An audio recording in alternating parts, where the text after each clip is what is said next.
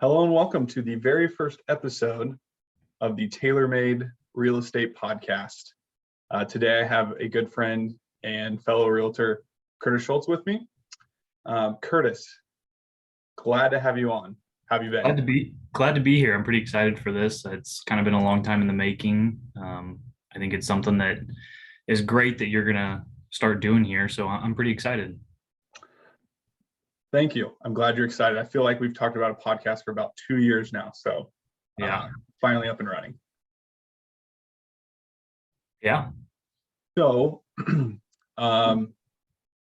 what do you do and who are you? My name is Curtis Schultz, and I am a realtor here in the Jackson County area. Lee Summit, Blue Springs, Raymore, Grandview. I mean, all over. Been doing it I'm going on year 4 right now. Awesome. So how did you get started in real estate? Why did you want to become an agent? So I kind of got to go back to my college days. That's kind of how this all started. I went to Mizzou in Columbia, Missouri. I went there because my dad went there. I didn't really know what I wanted to do, but my parents were paying for college, so I said, let's go. And as my senior year kind of wrapped up, I still didn't know what I wanted to do. I was mowing lawns commercially. I guess you would say, I don't know how to say that. That was my job, is I mowed lawns. And I had to have an internship to graduate. I was going to do it with the lawn company, and that kind of fell apart. And my landlord, who I was mowing the lawns for, said, look, man, you were mowing the grass. Everything was going great. What happened? He said, sorry, man, I have to find an internship. I'd love to keep doing this, but I got to go find an internship. And he said, well, why don't you come over to my place and we'll talk about it and see if we can come up with a plan for you.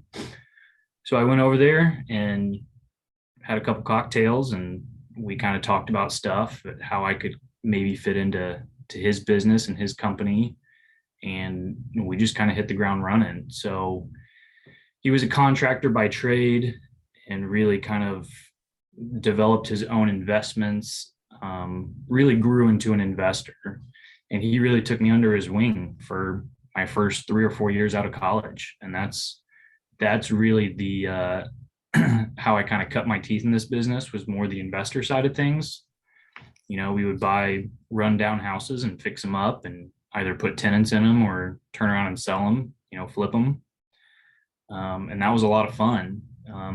So through that, I had my real estate license. And when my wife and I got back together and we were pregnant with Jackson, we decided it was time to move back to Lee Summit, which is where we both grew up, and didn't know what I wanted to do. I knew I didn't want to go get a corporate job like all my other buddies. I enjoyed real estate, so I said, look, I've got my license. I'll go start selling houses, and just put everything into that. Kind of rolled the dice on it, but it seems to have worked out, and we're doing well now. Awesome. I was going to ask you, how's that working out for you? Well, I haven't had to go get a day job, so we're doing okay. We're surviving. You're 4, so yeah, they say if you make it to year 3, you're settling in. So we're past that mark. Awesome. So moving on to you and your clients, what would you say is like the biggest challenges your clients face in the real estate market today? The biggest challenge that they face today? Yes. I would say definitely for my buyers, the biggest challenge is a lack of inventory. And if you have been paying attention at all to the real estate market, that's what everybody's talking about. Buyers are just fighting over houses. It seems like any house that goes on the market, within 12 to 24 hours, they've got 9 offers, $30,000 over asking price. And that's just due to a shortage of inventory, right? We've got people that are staying in their homes longer, and we've got the new construction side of stuff that was really kind of behind before the big recession, in 07, 08. And obviously that really crippled them. So they're even further behind, and they haven't caught up. It's going to be a while before they catch up. So we just kind of have a huge housing shortage across the board.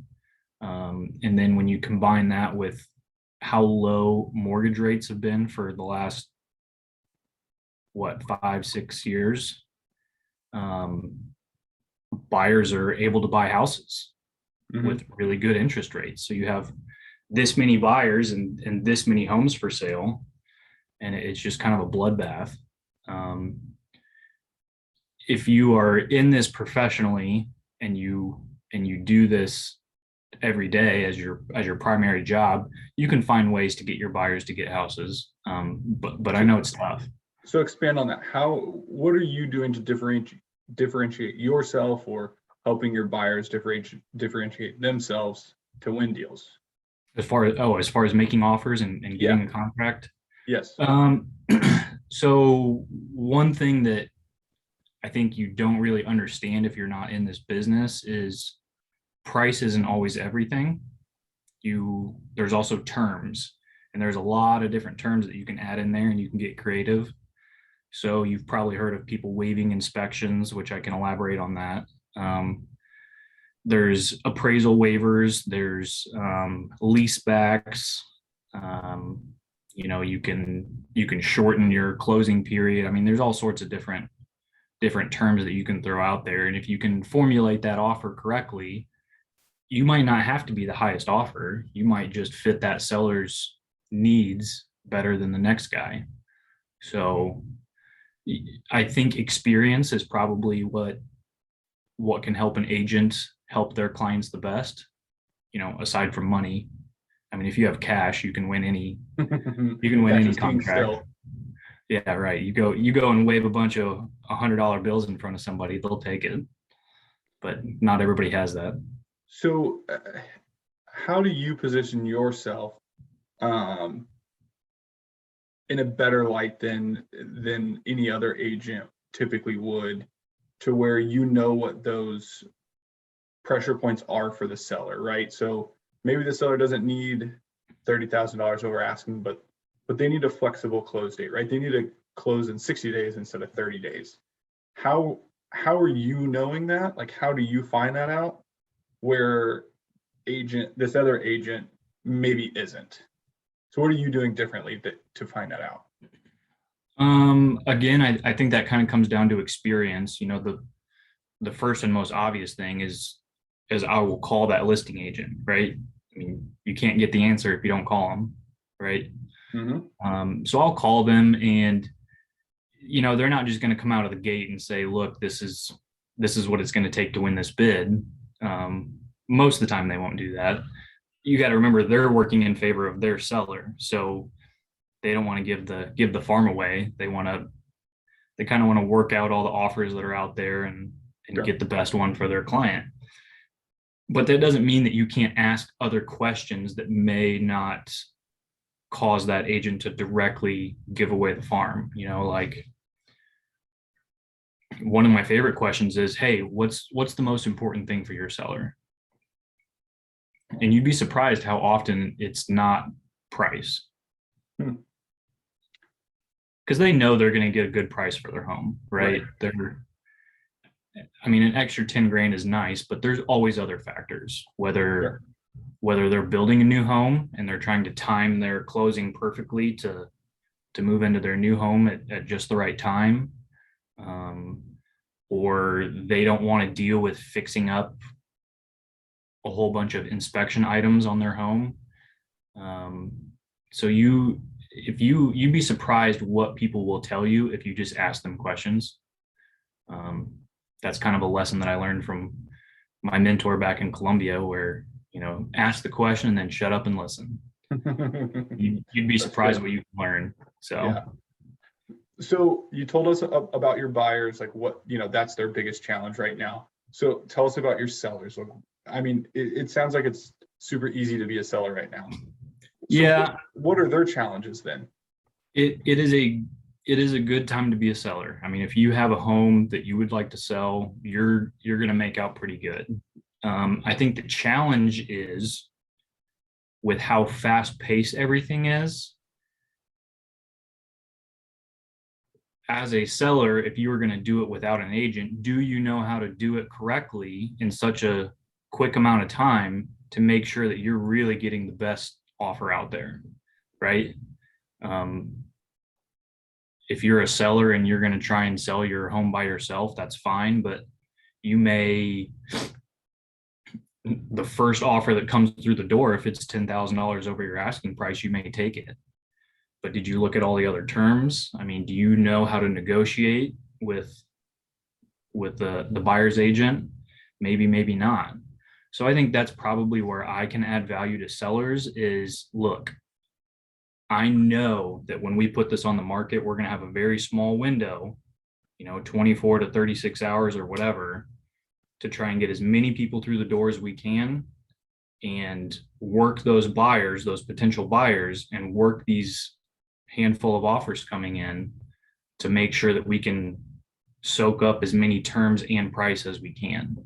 And that goes further. There's a lot of planning and strategy that goes involved into that prior to actually putting it on the market. Everything from timing to the coming soon listing to, how do we make sure that it's photographed properly and advertised properly. There's a lot that goes into it. So awesome. I guess to wrap that up, the challenge is how do we do it and make sure that you get the best offer out there? Right. And kind of going back to what the best offer is not always the highest price. Correct. Yeah. And I can talk through my sellers with that and really figure out what it is they want. So when meeting with or meeting a buyer for the first time, what's the biggest misconception or myth about buying a new house?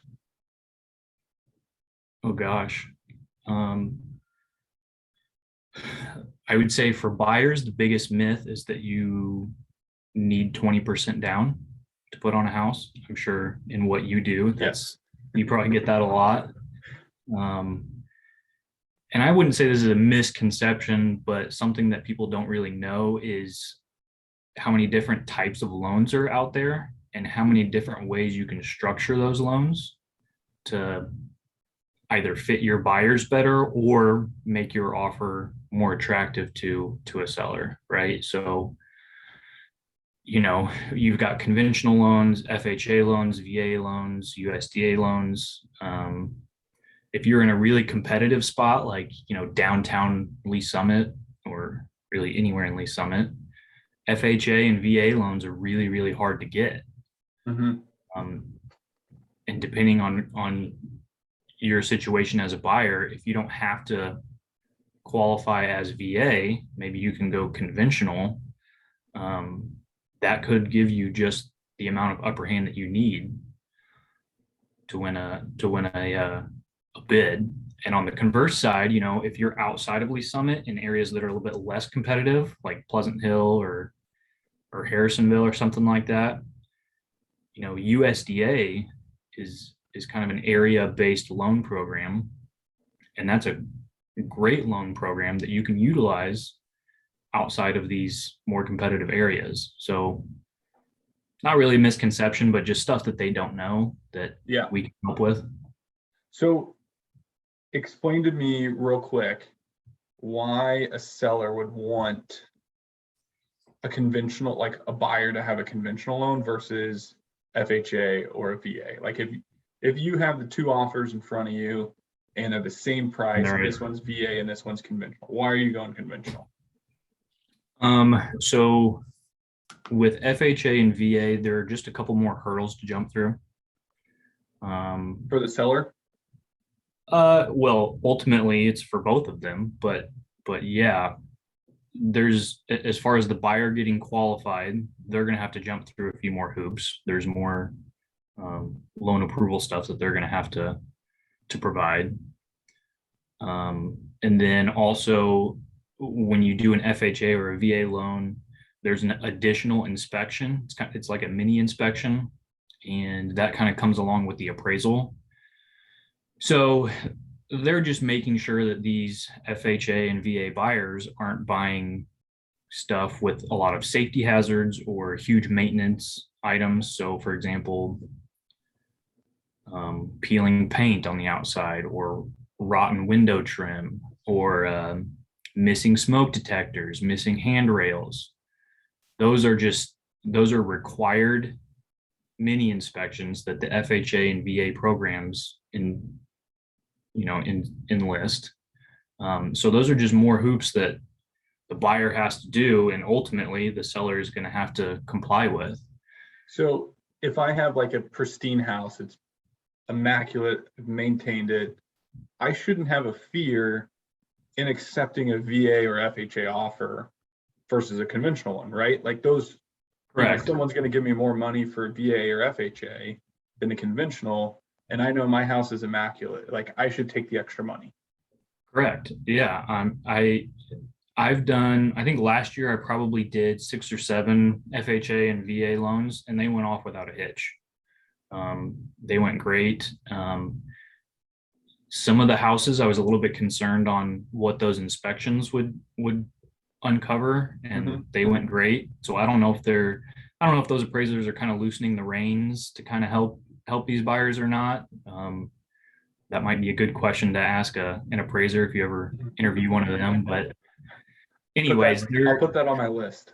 Yeah, they're not as scary as people think. They're really not. I mean, the items, an agent will know right off the bat if there are major problems that, hey, look, we cannot take an FHA loan because this is not going to pass. Again, benefits of using an agent. Correct. Yeah, they're going to know that. Now, if there's a missing handrail going down to the basement, is it that hard to throw up a handrail? No. Right.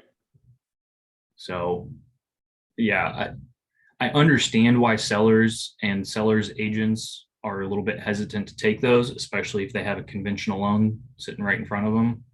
But in reality, it's not that big of a deal. Yeah, coming from the lending perspective, I feel like a lot of our veterans like get thrown under the bus because of the loan type that they have. Yeah. And I feel like we as an industry should be more compassionate towards them. Yeah. Hey, like they served our country. Like, yeah, if their offer is just as good and we know our house is great, like we should consider it, and we shouldn't just throw them under the bus just because it's a VA loan. So yeah, it's a real bummer because it's really not, from a processes standpoint, it's really not that much more difficult. Right. Especially if you have your agents involved that are helping you, they'll help you through it. Yeah, absolutely. I would love to see more people take FHA and VA loans. Yeah. I've represented a couple sellers this year, and I didn't encourage them because that's not my job. I just provide them with the information, and we ended up taking a couple of them, and they went great. So awesome. All right. So tell me some of like the best results you've had with the clients, or like, do you have one story that's like really like life-changing for your clients or for you? Do you have something that you could share? I think you're probably pointing towards my story of my reuniting the siblings story. Yes, I've heard the story, but share for everyone. Yeah, it's amazing. So I met Roy about this time last year, spring of 2021. I had put a note on his door because I had some clients that were shopping in a particular neighborhood, and I was hustling, right, putting notes on people's doors, and Roy called me. My clients didn't end up buying the house for whatever reason, but Roy and I got to talking that, look, man, I want to put my kids through college. I think this is the right time to sell. I'm an empty nester. It's too big of a house. I'm ready to downsize. I said, great. So we put the house on the market. Roy was a great guy. He had his house just in tip-top shape. I mean, it was clean as a whistle. We put it on the market. course, within 24 hours, we had a handful of offers. We actually took a VA loan, actually. Yeah, we took a VA loan on that There you one. go. Immaculate home, VA loan. Yeah, and it worked out great. He wasn't even the highest offer. Roy was adamant that when he saw the VA offer come through, he wanted to give it to him. It's awesome. But I thought that was pretty cool. So we're under contract, inspections go great, appraisal goes great. VA didn't flag anything that we needed to take care of. Probably, I say it was a week before closing. Roy says it was 3 days before closing. I don't really remember, but it was down to the wire. And the title company says, hey, we need to get the signature from the sister. And I said, I have no idea about a sister. I don't know what you're talking about.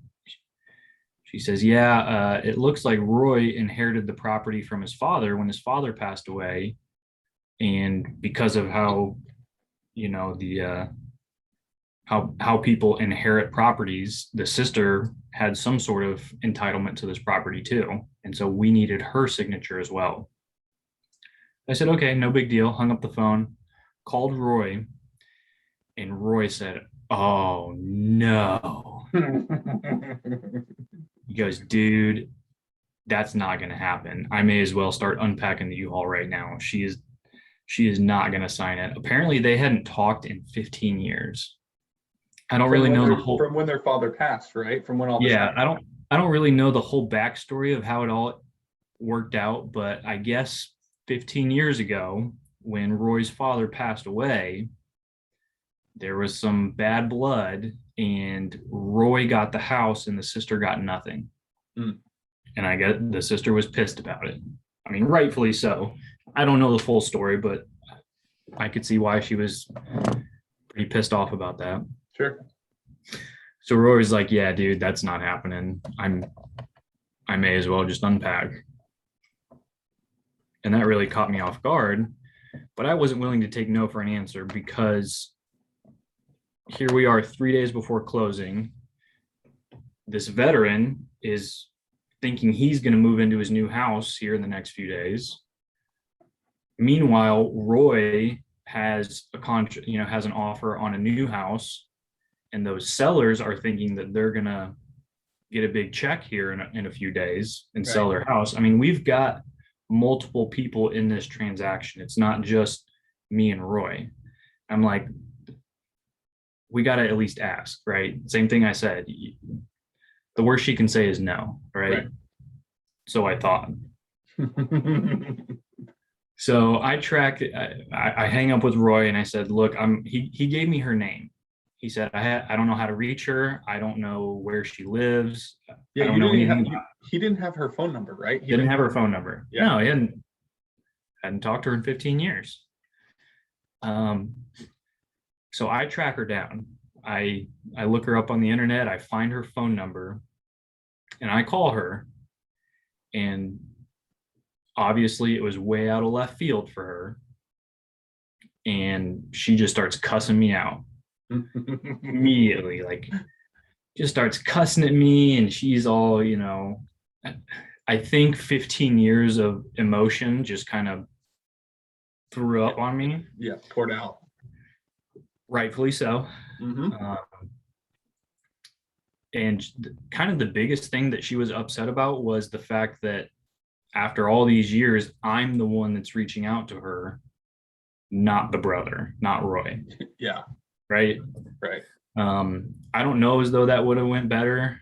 I don't know. Anyways, she didn't say no, but she was not happy. So I said, and I just kind of sat there and took it. I was like, yes, I know, I get it. I know, I'm sorry. And she said, if I need to talk to Roy. I said, okay, hung up the phone, called Roy. I told Roy, I said, look, dude, she's pissed, but she didn't say no. It's probably going to take a phone call from you, and you're probably just going to have to hash it out. So that's what he did. He called her up. I think she did the same thing to him, cussed him out for 30 minutes. But ultimately, I guess she was ready to, I think she had to vent for a little bit, and then she was ready to sweep it under the rug. And she agreed. She said, look, this isn't worth fighting over. I'd rather the relationship with my brother at this point. And so she came in 3 days later, signed all the documents, and I got a picture later that day from the sister. She sent me a text that they went out to lunch for the first time together in 15 years. And that was super cool. And then if you saw on my Facebook just a couple weeks ago, they celebrated Roy's 46th birthday, and that was the first birthday that they had celebrated together in 15 years. And they invited me to that birthday dinner. So that was super cool. That's awesome. That's probably my highlight story of my career as far Absolutely. as far as working with clients goes. I mean, it doesn't get much better than that. Sure. You literally mended a family. Like, I don't know. Nothing can top that. So you think you're making someone's day by selling their house for over asking price, and come to find out that you're reuniting long lost brother and sister. So that was really cool. That's like by far my favorite story I've heard in real estate to date. So it's going to be hard to top. Yeah, absolutely. All right. So a couple more questions here for you. If someone is brand new, complete beginner, and they have no idea where to start, but they're like, hey, I want to become Curtis Schultz. I want to become a real estate agent. What's the one piece of advice you would give them?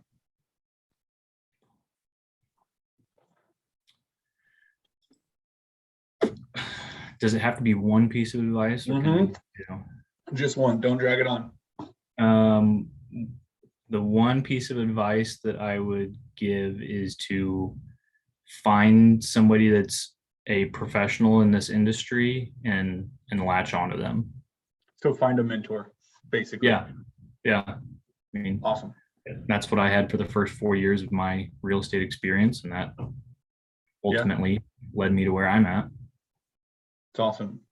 All right. So thanks so much for all of your real estate knowledge.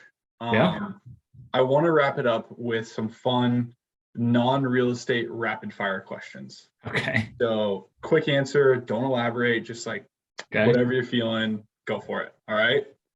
So I'm a huge Harry Potter nerd. So what is your Hogwarts house? Do you know what the Hogwarts houses are? Oh my gosh. Ravenclaw. Mm-hmm. Slytherin. Yep. Gosh, what's the one that Harry's at? What's the main one? Gryffindor. Gosh, I would have missed that. Yeah, and Hufflepuff. I should not do Harry Potter trivia. No, you shouldn't. All right. I would probably be I'd probably be Gryffindor, just because, I mean, that's where the OG is. So okay, I'll take that. Also, I'm a huge car fan. So second question, was the fastest you've been in a road car? And what car was it? Been in or driven? Both. Was the fastest you've been and driven? So the fastest that I've driven, this is going to be a great way to prove if my mom is listening to this, because I'm going to, she's going to give me an earful after this. The fastest that I've driven was 110 miles an hour. Okay. It was a friend of ours in high school. Her dad had some BMW sports car. It was a convertible. Nice. The dad was out of town, and for whatever reason, she wanted to take out the car. So we took it out. She let me drive, and man, I just put my foot to the floor and drove like a bat out of hell.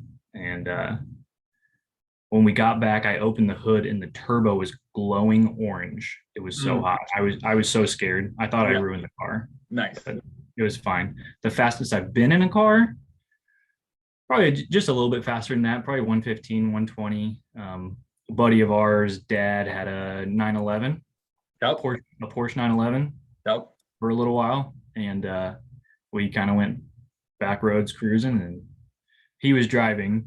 So you're safe. Michelle, he's fine. I don't know if we're safe, but if we were Um, going to wreck anything, it wasn't going to be me paying for it. yeah, there you go. All right. Couple this or that questions. Would you rather attend a sporting event or go to a concert? Any sporting event or any concert? Yep. Oh gosh. I would probably say a concert. Interesting. Yeah. I think that I would have picked sporting event, but I think concert, if I could pick any one, Yeah. I would go to a concert. Cool. If you're going on vacation, you rather go to the mountains or would you rather go to the beach? Oh, I would probably go to the mountains. I love the beach. My wife loves the beach. We go there a lot, but I'm kind of an adrenaline junkie. I like to do stuff on vacation. So Yeah. I'd love to go snow skiing and do all that. All right. Last question.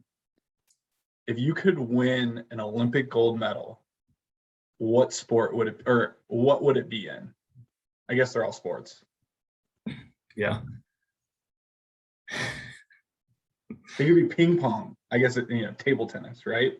Men's curling. You see that meme where it's the four guys and the picture, and it's like it looks like a bunch of dads got together and started a men's curling team. Yes. And they all got absolutely. beer bellies and mustaches and Yep. like bowling shirts on. That's awesome. Love Yeah. it. Yeah. I could see us getting into that someday.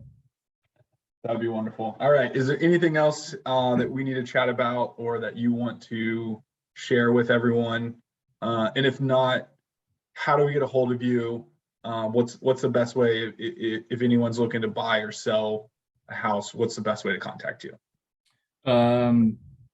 Best way to contact me is probably through my Facebook. I do lots of dad jokes. I just started a new bucket list. Okay. What do you call it? Thread. So every day I'm posting an item on my bucket list that I would like to complete in my lifetime. Those have been pretty fun. Cool. Facebook. I try to be involved on Facebook. Follow me Awesome. there. All right. Well, it's been a pleasure. Thanks so much Yeah. for coming on and being our first guest For sure. to the Taylor Made Real Estate podcast and show.